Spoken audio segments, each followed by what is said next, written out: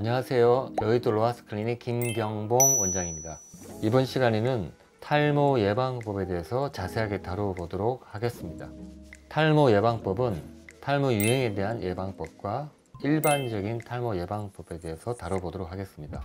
먼저 가장 외래에서 많은 안드로겐성 탈모, 즉 남성형 탈모, 여성형 탈모인 경우에는 정확한 진단에 따른 예방이 중요한데요. 안드로겐성 탈모가 진단이 된 경우에는 미녹시딜액과 같은 발모 촉진제, 그리고 피나스테리드, 두타스테리드 같은 치료 약물을 복용하는 게 굉장히 중요합니다. 그런 안드로겐성 탈모를 진단하기 위해서는 N자 부위와 가르마 정수리 부위 모발이 예전보다 점점 가늘어지면서 진행하는 것을 발견하는 것이 중요하고, 과거의 사진과 현재의 모습을 비교하면서 확인하는 것이 중요합니다. 그리고 또 외래에서 많은 탈모를 차지하는 휴지기 탈모인 경우에는 원인이 없는 경우도 있지만 다이어트와 약물과 같은 유발 요인이 있는 경우가 많기 때문에 그러한 유발 요인을 차단하는 것이 굉장히 중요합니다. 그리고 만성 휴지기 탈모인 경우에는 갑상선 기능 항진증 저하증, 빈혈, 당뇨, 뇌하수체 기능 저하증과 같은 그런 질환을 찾아내어서 치료를 같이 병행하는 게 굉장히 중요하다고 하겠습니다.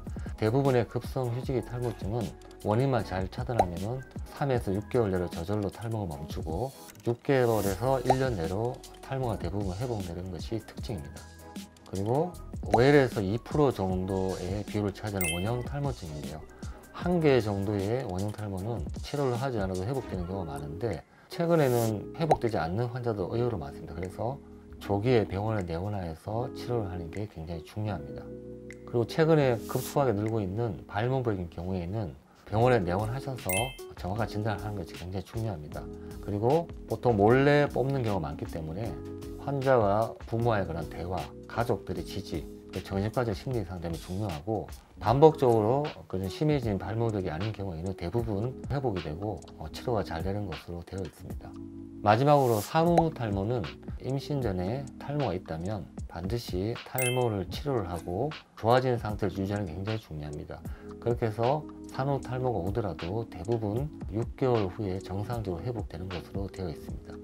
다음에는 두피 모발 건강을 위한 좋은 습관에 대해서 말씀드리도록 하겠습니다.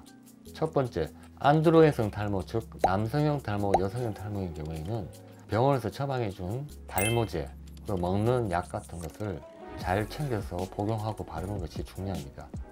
보통 머리는 하루에 한 번 내지 2번 깨끗하게 감는 것이 중요하고, 반드시 말리고 주무시는 게 중요하고, 머리를 말릴 때는 찬바람이나 미지근한 그런 드라이기로 말리는 게 중요하고, 뜨거운 바람을 말릴 때는 20cm 정도의 충분한 거리를 두고 말리는 것이 중요합니다.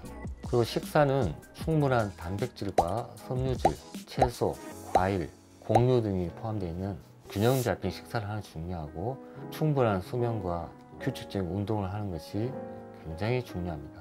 마지막으로 안드로겐성 탈모든 휴지기 탈모든 원형 탈모든 발모벽이든 조기에 발견해서 전문가와 상담해서 관리하는 것이 굉장히 중요하다고 할 수 있겠습니다.